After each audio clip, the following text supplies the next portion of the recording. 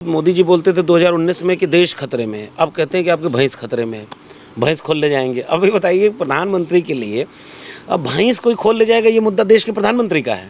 ये तो निरहुआ बोलता तो थोड़ा लगता कि ये वाक्य जो प्रधानमंत्री ने बोला कि अगर कांग्रेस और सपा वाले आ गए तो राम मंदिर पर बुलडोजर चल जाएगा, ताला बंद हो जाएगा, रामलला फिर टेंट में चले जाएंगे। इस संविधान बदलने की बात की किसने? इनके अयोध्या के सांसद लल्लू सिंह, इनके राजस्थान के मेंबर ऑफ पार्लियामेंट के प्रत्याशी Jyoti Mirdha BJP, Anant Hegde BJP member of parliament, और इनका इकोनॉमिक एडवाइज़र आर्थिक सलाहकार प्राइम मिनिस्टर। नमस्कार, मैं सुहानी सिंह। स्वागत है आपका न्यूज़ नाउ भारतवर्ष में। देश में चुनावी माहौल है। 5वीं चरण तक चुनाव हो गया है। 6वें चरण का चुनाव 25 मई को होने वाला है। कहते हैं कि अगर देश का सत्ता पाना है तो रास्ता यूपी से होकर गुजरता है, और उसी यूपी के पूर्वांचल सीट में शुमार सबसे हॉट सीट आजमगढ़, इसको लेकर चर्चाएं बनी हुई है। और इस बार आजमगढ़ में अभी तो सांसद बीजेपी का है, लेकिन कहा जाता है आजमगढ़, इसके नाम में ही गढ़ है, और ये गढ़ है समाजवादी पार्टी का। और इस बार देखते हैं कि क्या 1.5 साल में जो निरहुआ अपने आजमगढ़ के जनता में दिल में जगह बना पाए हैं, या ये तो देखने वाली बात होगी 4 जून को। लेकिन अभी तक समाजवादी पार्टी के जो यहाँ की जनता है, क्या वो फिर से समाजवादी पार्टी को अपना गढ़ बचा पाएगी? क्योंकि इस बार भी धर्मेंद्र यादव को समाजवादी पार्टी प्रत्याशी के रूप में उतारे। इन्हीं सब मुद्दे को लेकर बात करने के लिए हम आजमगढ़ पहुँच चुके हैं, और हमारे साथ इस बार मौजूद है डॉक्टर लक्ष्मण यादव जी, जो कि तमाम जब से चुनाव शुरू हुआ है वो पूरे क्षेत्र में भ्रमण कर रहे हैं, एनालाइज कर रहे हैं कि इस बार का माहौल क्या है। बहुत बहुत स्वागत है लक्ष्मण जी आपका। जी, बहुत शुक्रिया आपका। तो क्या कहना चाहेंगे? आप तो पूरा भ्रमण कर रहे हैं, बात डिबेट भी करते हैं, क्या माहौल है इस बार लोकसभा चुनाव की? किन मुद्दे पे समाजवादी पार्टी या यूँ कहें इंडिया गठबंधन इस बार चुनाव की बात कर रही है? बहुत शुक्रिया आपका और आपके दर्शकों का कि चुनाव में डॉक्टर राम मनोहर लोहिया कहते थे कि रोटी पलटी ना जाए तो जल जाती है। मुझे लग रहा है इस बार के चुनाव में यही एक माहौल दिख रहा है। दावा इस बात का नहीं किया जाएगा कि कौन कितनी सीटें जीत रहा है, लेकिन 2-3 महीने पहले तक चुनाव लगता था कि कोई लड़ाई नहीं है। लेकिन धीरे धीरे जब से इंडिया गठबंधन और ख़ासकर समाजवादी पार्टी, इन लोगों ने जनता के मुद्दों को, जनता की चीज़ों को अपने मैनिफेस्टो में, चाहे वो समाजवादी पार्टी का मैनिफेस्टो जिसका नाम ही उन्होंने दिया था जनता का मांग पत्र, हमारा अधिकार, कांग्रेस पार्टी ने अपने मैनिफेस्टो का नाम दिया था न्याय पत्र। तो इस तरह से उन्होंने जनता के मुद्दों को, जनता के नाराज़गी को उठाने की कोशिश की और उसको चैनलाइज करने की कोशिश की। तो असल में मेरा 5वें चरण में, मैं पहले चरण से घूम रहा हूँ, मतलब पश्चिम से लेकर के अब मैं 5वें चरण में, 6ठे में हम लोग पूर्वांचल में हैं। 2-3 चीज़ें हैं। पहली, ये चुनाव जनता लड़ रही है। कहीं से भी ऐसा लग रहा है कि कई बार क्या होता है ना, रेस में जनता आगे निकल जा रही है, पीछे से नेता आ रहे हैं विपक्षी दल के। सत्ताधारी दल के लिए मुश्किल ये हो गई है कि उनके 10 साल के काम पर वोट डालने की बजाय उनके पास मुद्दे नहीं बचे। दूसरी गलती सत्ताधारी दल से ये हुई कि उन्होंने 400 पार का जो नारा दिया, ओवर कॉन्फिडेंस के लिए दिया कि हम मनोवैज्ञानिक लड़ाई जीत लें। आपके वीडियो में देखते हैं कि आप हमेशा बेरोजगारी, महंगाई और तमाम कहते हैं कि अगर फिर से रोजगार पाना है या युवाओं की ज़िंदगी बचानी है तो हमें बीजेपी को हटा के और इंडिया गठबंधन लाना चाहिए। तो एक युवाओं के दिल में आपका एक छवि अलग ही आ रहा है, क्रांतिकारी जो प्रोफेसर के रूप में, क्या कहेंगे? देखिए, हम लोग की कोशिश यही थी हमेशा कि शिक्षा इसी आजमगढ़ की ज़मीन पर जहाँ हम लोग बैठे हैं, यहीं से पढ़े लिखे, और हमें ये समझ में आता है कि अगर शिक्षा न होती, हमें बाहर जाके पढ़ने का मौका न मिल पाता, इलाहाबाद यूनिवर्सिटी में न जा पाता, वहाँ से दिल्ली यूनिवर्सिटी पीएचडी करने न जा पाता, फिर 14 साल दिल्ली यूनिवर्सिटी में पढ़ाने का मौका मिला। और तो जो आज हम जो कुछ भी हैं वो शिक्षा की बदौलत हैं, एजुकेशन की बदौलत हैं। इसलिए एजुकेशन की अहमियत हमको पता है। ये आजमगढ़ का इलाका है, यहीं आसपास कभी बचपन में गाय भैंस चरा रहे थे, तो कभी बचपन में खेल रहे हैं, तो बहुत सामान्य पृष्ठभूमि है। सब गरीब किसान मजदूर के बच्चे, सब लोग यहाँ से कोई निकल करके कहाँ जाएगा, ये कोई हमारे एजेंडे में नहीं था, लेकिन उस शिक्षा ने हमें बनाया, और शिक्षा की अहमियत हमें पता है, इसलिए हम बार बार शिक्षा की बात करते हैं। हम चाहते हैं कि इस देश के हर नागरिक के हाथ में कलम हो, और बीजेपी का विरोध हम इसलिए करते हैं क्योंकि बीजेपी कलम बांटने का काम नहीं करती, वो हिंसक बातें करती है, तोड़ने की बात करती है। जैसे हम लोग क्या कहते हैं, जब हम जाति की बात करते हैं तो हम ये कहते हैं कि भाई किसी का हिस्सा कोई ज़्यादा ले रहा हो, किसी के पास कुछ भी ना हो, तो एक इक्वलिटी आए। जो कॉन्स्टिट्यूशन कहता है, जो सोशलिज्म की थ्योरी है कि कोई देश तब तक अच्छा और महान नहीं बनेगा जब तक आप धीरे धीरे बराबरी नहीं लाएंगे। गरीब को और गरीब रखें, अमीर को और अमीर कराते जाएं तो देश नहीं बनेगा। बीजेपी ये चाहती है कि थोड़े से मुट्ठी भर लोगों के हाथ में पैसा, संसाधन, सम्मान सब कुछ रहे और बाकी लोग प्रजा की तरह रहें। एक तो ये वजह है बीजेपी से विरोध करने का।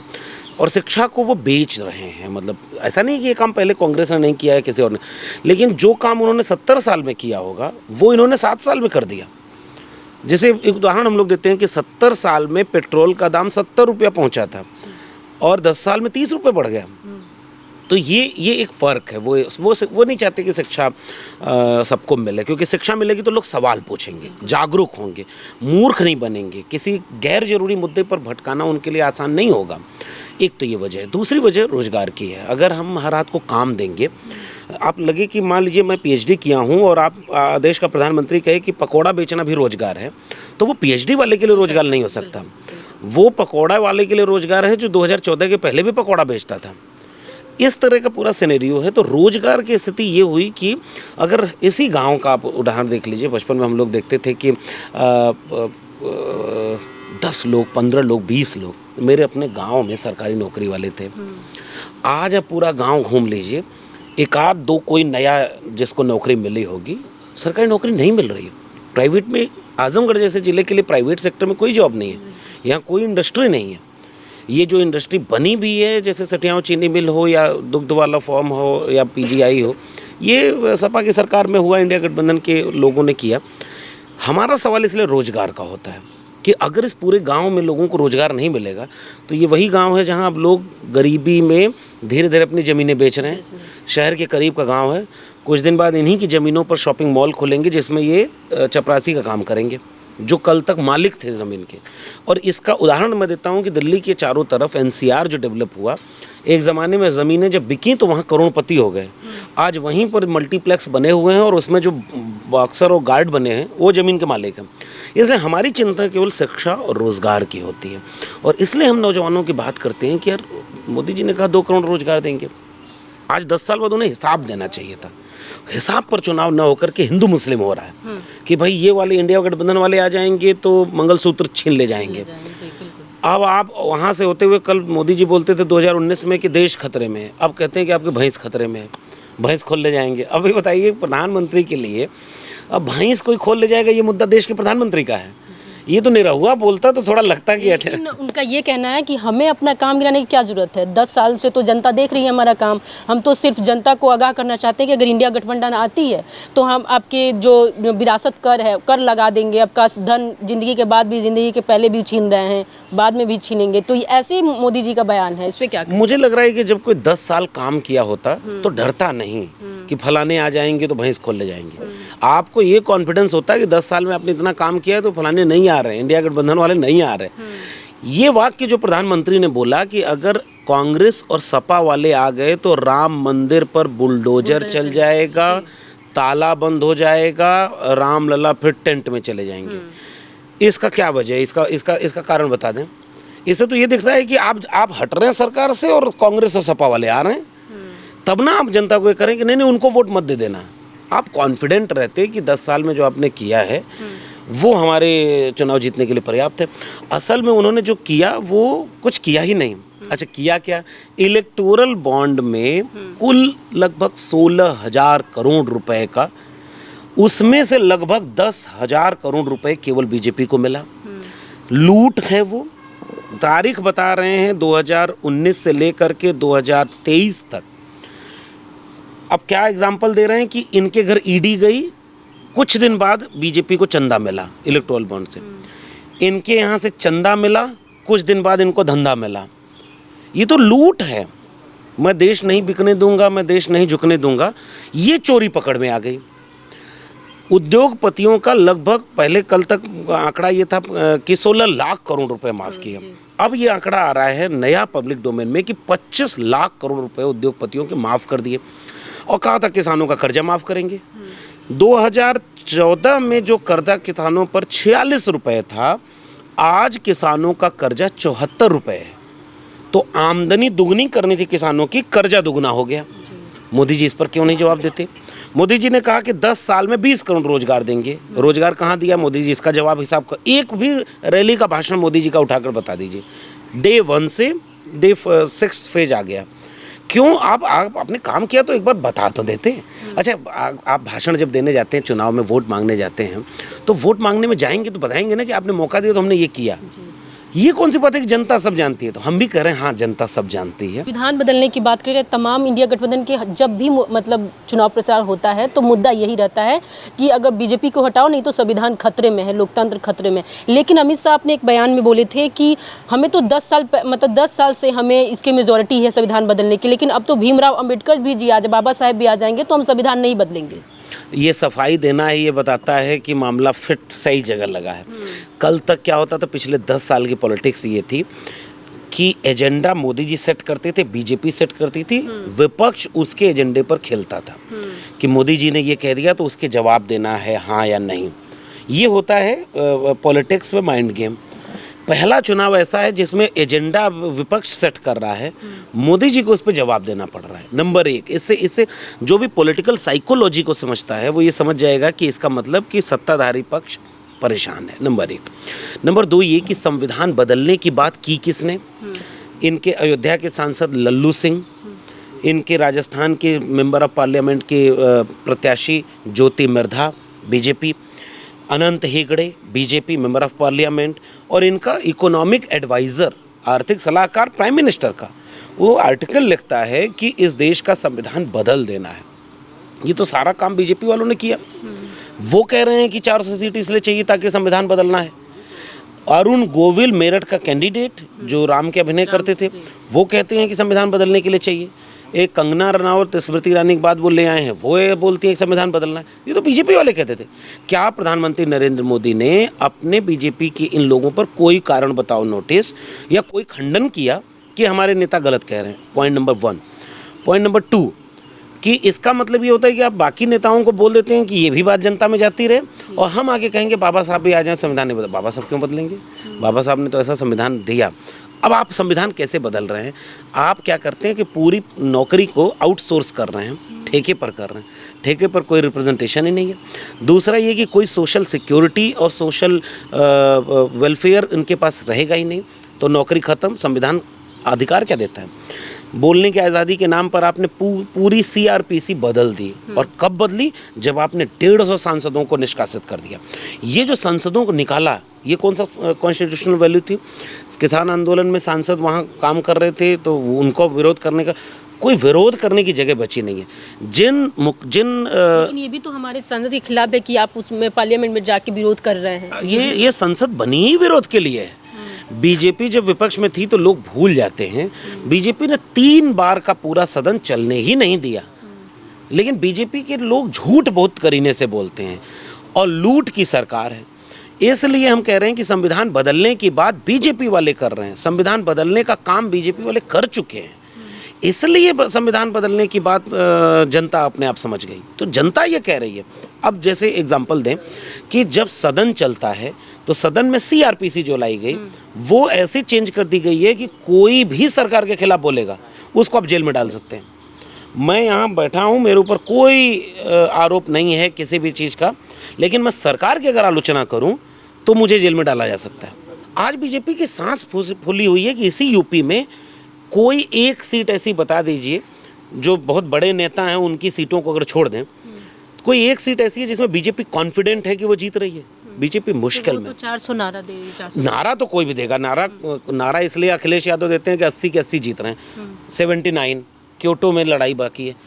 लीडर यही भाषा बोलता है। लीडर ये नहीं कहेगा कि हम नहीं जीत रहे हैं या प्लीज हमको जिता दीजिए।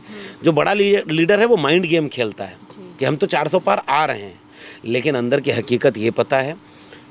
फर्स्ट फेज से स्लोगन बदल गया। अगर 400 पार आ रहे थे तो दूसरे चरण से वो नारा क्यों नहीं दे रहे हैं? न मोदी जी बोल रहे हैं, न अमित शाह बोल रहे हैं। अब वो 400 पार का नारा ही नहीं कोई दे रहा है। अगर आ रहे हैं तो फिर बंद क्यों कर दिए? क्योंकि जनता समझ गई कि 400 इसलिए क्योंकि संविधान बदलना है। फिर हिंदू मुसलमान, राम मंदिर पर बुलडोजर चला, अरे ये सब करने की जरूरत नहीं थी। प्रधानमंत्री जी, आपका कद बड़ा होता है, बहुत सारे देश के प्रधानमंत्री आए और चले गए, किसी का स्तर इतना गिरा नहीं था, कोई इतना बड़ा झूठ बोलने वाला नहीं था। हम लोगों का इसलिए फ़र्ज बनता है कि जब झूठ का बोलबाला हो तो आपने शिक्षा पाई है, आप प्रोफेसर रहे हैं, तो आपकी रीढ़ इतनी मजबूत होनी चाहिए कि सच के साथ खड़े हों। तो इसलिए डेमोक्रेसी में ये हमारी जिम्मेदारी है और जनता उस सच के साथ खड़ी है। जेपी आंदोलन के समय एक नारा लगा करता था कि सच कहना अगर बगावत है तो समझो हम भी बागी हैं। जनता बागी हो गई है, इसलिए पूरा चुनाव अब जनता लड़ रही है। अगर बेईमानी न हुई, जिसके लिए बीजेपी में महारत हासिल है, मैं पश्चिमी यूपी में था तो वहाँ पता चला कि जितने प्रधान हैं उन सब के घर पुलिस 2 राउंड जा चुकी है और कोई न कोई नोटिस दे चुकी है, अगर चुनाव में प्रचार किया तो हम तुम्हें जो है देख लेंगे। फर्रुखाबाद में एक वीडियो आती है कि एक लड़का जो बहुत कम उम्र का है बीजेपी को 8 बार वोट खड़े खड़े एक बार में डाल रहा है। 8 वोट खड़े खड़े। क्या ये बूथ कैप्चरिंग नहीं है? क्या कल तक ये सपा और इन पे आरोप लगाते थे, आरजेडी पर आरोप लगाते थे कि बूथ कैप्चरिंग हो रही है? ये तो बीजेपी कर रही है। ये चुनाव आयोग आजकल चुप बैठा है। कहीं आपने देखा चुनाव आयोग ने एक कार्रवाई की? प्रधानमंत्री ने देश के बोला हिंदू मुसलमान, चुनाव आयोग ने नोटिस दिया जेपी नड्डा को। अब आप कल्पना करिए, इसका मतलब ये है कि पूरे संस्थान बीजेपी की गिरफ्त में है, पैसा बीजेपी के पास अपरंपार है और पैसे से चुनाव लड़ा जा रहा है। लेकिन मुझे लगता है कि पैसा ज़मीन पर भारी हमेशा नहीं होता, तो चुनाव बदल चुका है और मुझे उम्मीद है कि अगर बेईमानी न हुई तो 4 जून को पूरे देश के सामने रिजल्ट कुछ और होगा। और अगर आप सब कुछ ये अपने हाथ में ले लेंगे कि इलेक्शन कमीशन आज़ाद भारत में पहली बार 10 दिन ले रहा है फाइनल डेटा रिलीज करने के लिए, कि डेटा टैली में 6% वोट बढ़ गया। 6% वोट का मतलब समझती हैं? 6% वोट में तो कम से कम 100 सीटों का ऊपर नीचे हो गया। लेकिन आप जनता की बात कर रहे हैं, लेकिन देखा जा रहा है कि पहले चरण से लेके 5वें चरण तक वोट परसेंटेज कम पड़े, तो मतलब आखिर किसके जो वोटर हैं वो घर बैठ रहे हैं, इंडिया की एनडीए? ये कहना थोड़ा मुश्किल है कि किसके वोटर वो हैं। मेरा मानना ये है कि वो दोनों तरह के वोटर हैं, लेकिन ज़्यादा नुकसान बीजेपी का। आप पिछले 30 साल की इंडियन पॉलिटिक्स को अगर एनालाइज करें तो आप ये पाएंगी कि जब सत्ता बदलनी हुई या जो सत्ता का बदलने का अप्रत्याशित रिजल्ट आया, वो खामोश इलेक्शन में आया। 2004 का चुनाव मुझे याद आता है, शाइनिंग इंडिया, और बहुत तरह की लहर थी। लगता था अटल और अडवाणी, सबको देखा बारी बारी अब की बारी अटल बिहारी, नारे लगा करते थे, शाइनिंग इंडिया के नारे थे। और ये लगता था कि अडवाणी और अटल के सामने बचा कौन है। और वो प्राइम मिनिस्टर थे 99 से लेकर के 2004 तक। कारगिल वॉर हो चुका था, परमाणु परीक्षण हो चुका था, लगता था कि राष्ट्रवाद एकदम उफान पर है। और अटल बिहारी बुरी तरह हार गए और कांग्रेस सरकार में आ गई। 10 साल जो बीच में चुनाव हुआ, बहुत वोकल चुनाव हुआ। परसेंटेज में 2-4-5% ऊपर नीचे आप कह सकते हैं, बहुत ज़्यादा अंतर नहीं है, हाँ, लेकिन परसेंटेज पिछली बार की तुलना में कम है। कम होने का मतलब ये है कि जो बीजेपी के लिए 2 बार वोकल था कोई व्यक्ति, गांव-गांव में चौराहे पर लड़ जाते थे, अरे मोदी के खिलाफ कैसे बोल दोगे, आज वो चुपचाप अपना उठ के चले जाते हैं कि यार कितना लड़ें, किसके लिए लड़ें। ये जो बदलाव आया है, इस बदलाव का असर मुझे दिख रहा है। बीजेपी का वोटर अब वोकल नहीं है, पैन इंडिया कोई इशू नहीं है, मोदी के चेहरे की चमक फीकी पड़ गई है। युवा पूछ रहा है 22 साल में हम रिटायर होकर अग्निवीर से घर आएंगे और 74 साल में आपको एक मौका और चाहिए। तो ये जो अग्निवीर, पेपर लीक, सांड की समस्या, पूरा किसान परेशान है। डीएपी का रेट बढ़ गया, खाद में 10 किलो कम हो गया, रेट वही हो गया। तो किसान अलग परेशान, नौजवान अलग परेशान, उसके बाद फिर नौकरी पेशा लोग अलग परेशान। ओल्ड पेंशन स्कीम वाले ऐसे ही बैठे हुए हैं कि अटल बिहारी की सरकार आई, पेंशन छीन ली, ये हैं तो नौकरी छीन रहे हैं। इस तरह की इशू बेस्ड ये इलेक्शन हो गया है। मेरा मानना ये है कि 4 जून को फिर हम इस पर देखेंगे कि कौन पार्टी जीतती है, हारती है। अभी की तारीख में मैं देख रहा हूँ कि जनता जीत रही है और जनता के मुद्दे केंद्र में है। विपक्षी दल इंडिया गठबंधन और खासकर यूपी में अखिलेश यादव और राहुल गांधी ने जनता के मुद्दे पकड़ लिए और वो मुद्दों पर चुनाव लड़ रहे हैं। इसलिए कोई राहुल गांधी का भाषण उठाइए, अखिलेश यादव का भाषण उठाइए, उसमें बार बार वो कहेंगे अग्निवीर खत्म करेंगे, पेपर लीक रोकेंगे, ये जो है यूरिया कम हो रही है इसको हम वो करेंगे, 5 किलो अनाज दे रहे थे हम 10 किलो देंगे। आप बताइए, तो ये मुद्दा तो मैं आजमगढ़ में भी मैं बात की हूँ, पब्लिक रिव्यू की हूँ, तो उनके जनता का साफ तौर पे कहना है कि हमें अग्निवीर ख़त्म करना है, जो भी हमारे सुविधाएं वो नहीं मिल रही है, सड़क नहीं लेकिन निरहुआ साहब तो कह रहे हैं कि हम तो सड़क दिए हैं, यहाँ पे हवाई अड्डा दे दिए, ट्रेन दे दिए, कि जो लखनऊ हम लोग 7 घंटे में 8 घंटे में जाते थे 4 घंटे में जा रहे हैं। तो मतलब मुद्दा तो आजमगढ़ का यही है। और कहा जाता है कि आजमगढ़ कहीं ना कहीं जातीय समीकरण, जैसे कि एमआई मुस्लिम और यादव वोटर्स हैं, तो इस बार जो बसपा है वो मुस्लिम वोटर, तो क्या खेल तो नहीं हो जाएगा? नहीं, बसपा मुस्लिम वोट तब पाया करती थी जब जो है वो फाइट में रहती थी। आकाश आनंद फाइट में आ रहे थे और आकाश आनंद को जाने किस वजह से रोक दिया गया, अभी बसपा के लोग जवाब देंगे। बसपा के लोग एक बात समझ गए हैं।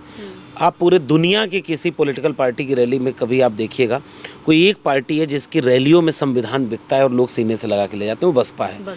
तो बसपा का वोटर जान रहा है कि संविधान बचाने वाला चुनाव है। इस बार बसपा का एक बहुत बड़ा वोटर इंडिया गठबंधन और सपा को वोट दे रहा है। क्यों? इसलिए नहीं कि वो बहुत कोई दूसरी वजह से दे रहा है, वो केवल संविधान बचाने के लिए वोट दे रहा है। तो वो खुद डिवाइड हो रहा है, नंबर 1। नंबर 2 कि अब निरहुआ जी के लिए कहा गया कि उन्होंने 2 ही साल में इतना कुछ कर दिया। पता नहीं, मतलब मैं आजमगढ़ में हूँ, मुझे उस तरह से तो कुछ दिखता नहीं। जिस एयरपोर्ट को वो कह रहे हैं वो मुलायम सिंह यादव ने दिया, कमिश्नरी मुलायम सिंह यादव ने दिया। वो अपने हेलीकॉप्टर में बिठाकर कमिश्नर को ले आए थे कि यहाँ से आज कमिश्नरी हो गई। पीजीआई यही है, मुलायम सिंह यादव ने दिया। ये सठियाओं चीनी मिल है, इसको बनाया पीपीपी मॉडल पर, और यहाँ 3 बड़े उद्योग लगे हुए हैं ये यहाँ पर, और ये तीनों सपा की सरकार में हुए। इतने काम हैं। ये तो थोड़ा सा क्या होता है ना कि जो बीजेपी में जाता है वो मोदी जी को फॉलो करता है। 2014 के पहले देश में सूरज भी नहीं उगा करता था। मोदी जी आए तो सूरज समय पर उगने लगा, हवाएं चलने लगी, सब लोग के पास कपड़े मिल गए, खाने को मिल गया। ये एक नैरेटिव है बीजेपी का। निरहुआ जी थोड़े बड़बोले हैं। अब उन पे और ज़्यादा मैं कुछ नहीं कहूँगा। बीजेपी ने उनका इस्तेमाल किया। बीजेपी ने उनका इस्तेमाल किया। पहले उन्हें अखिलेश यादव के खिलाफ लड़ा दिया कि अखिलेश यादव को हम दिखाएं कि आपकी लड़ाई किससे है, इनसे है। अब उसके बाद फिर उन्होंने एक्सीडेंटल जीत थी, जो निश्चित रूप से वो जीते हैं और मेंबर ऑफ पार्लियामेंट है। मैं पूरे सदन की प्रोसीडिंग में से देखा कि उन्होंने सदन में कब क्या बोला, कि आजमगढ़ के लिए कोई एक बात बोली। तो एक मुद्दा उन्होंने आजमगढ़ का उठाया था, कोई धाम है उधर, उसको थोड़ा मॉडर्नाइज कर लिया जाए, वहाँ थोड़ा एक मुद्दा वो उठाया। एक मुद्दा कहा अहिर रेजिमेंट बनाएंगे। क्या मोदी जी से इसकी बात हुई कि अहिर रेजिमेंट बनाएंगे? 69,000 शिक्षक भर्ती के घोटाले के लोग, आरक्षण खत्म हो गया, उसको बचाने के लिए लड़ते रहे। निरहुआ जी कभी नहीं बोले। सवाल अब निरहुआ जी का रहा ही नहीं। ये एक अच्छे व्यक्ति हैं, हमें लड़ाई किसी व्यक्ति से लड़नी ही नहीं। हम ये कह रहे हैं कि जनता तय करेगी कि आप अगर बेहतर हैं तो आपको वोट मिलेगा, लेकिन जनता तो देख रही है कि आप तो कहीं है ही नहीं फाइट में। आखिरी बात, समीकरण अगर देखा जाए तो इस देश में सबसे बढ़िया से समीकरण देख करके गुजरात से बनारस चुनाव लड़ने आने वाले नरेंद्र मोदी जी थे। क्यों बनारस गए? कहीं और चले जाते, आजमगढ़ आ जाते। सब हर नेता समीकरण देखता है। राजनाथ सिंह क्यों लखनऊ से ही लड़ेंगे? स्मृति ईरानी, एक प्रयोग किया गया था अमेठी में, और अगर आप अमेठी कवर करें तो जाएंगे तो पता चलेगा अमेठी को किस तरह से कैप्चर किया गया था। हर नेता, गुजरात के गांधीनगर हो, अहमदाबाद हो, आडवाणी जी वहीं से लड़ेंगे, अमित शाह वहीं से लड़ेंगे, सीट बदल देते हैं। अब राहुल गांधी अगर रायबरेली से लड़ रहे हैं तो मोदी जी कहते हैं कि मैं भी रायबरेली से लड़ूंगा। ऐसा होता नहीं। हर व्यक्ति अपना समीकरण देखता है। सबको पता है कि आजमगढ़ से एक यादव को कैंडिडेट बनाना पड़ेगा, और उसके लिए पहले कुछ और होता था, अब ये हो रहा है। राजनीति में व्यवहारिक सच्चाइयाँ कुछ और होती हैं, भाषण वाली कुछ और होती हैं। इसलिए आज जहाँ पर हैं वो उसी चीज़ों की और बड़े बूढ़े बुजुर्गों के आशीर्वाद से हैं। सरकार को ये मंजूर नहीं हुआ, इसलिए उन्होंने प्रोफेसर की नौकरी भी छीन ली हमसे 14 साल पढ़ाने के बाद। तो अब मेरे मिजाज में ये है कि सच के साथ देने के लिए, सच कहना अगर बगावत है तो समझो हम भी बागी हैं। और एक शेर बड़ा मुझे पसंद आता है, मैं बार बार वो कहता हूँ कि जुल्म के साए में लब खोलेगा कौन, और हम भी चुप रहे तो फिर बोलेगा कौन। तो बस वही बोलना है, सच बोलना है, और जो गलत है उसको गलत बोलना है। बिल्कुल। तो ये थे हमारे साथ डॉक्टर लक्ष्मण यादव जी, जिन्होंने बेबाक तरीके से हमारे सारे जो जितने भी सवाल थे उसका जवाब दिए। ये निष्पक्ष तरीके से ना इंडिया ना एनडीए गठबंधन सभी सवालों का जवाब दिए। अब देखने होगा कि 4 जून को किसकी सरकार बनती है। उनका साफ तौर पे कहना है कि इस बार बीजेपी 150 से 200 सीटों से ही निपट जाएगी, क्योंकि जनता में आक्रोश है, वो आक्रोश है बेरोजगारी, महंगाई, तमाम ऐसे मुद्दे जनता का है। लेकिन अब देखना होगा कि 4 जून को किसकी सत्ता आती है। कैमरा पर्सन जितेंद्र के साथ सुहानी सिंह, न्यूज़ नाउ भारत, लखनऊ।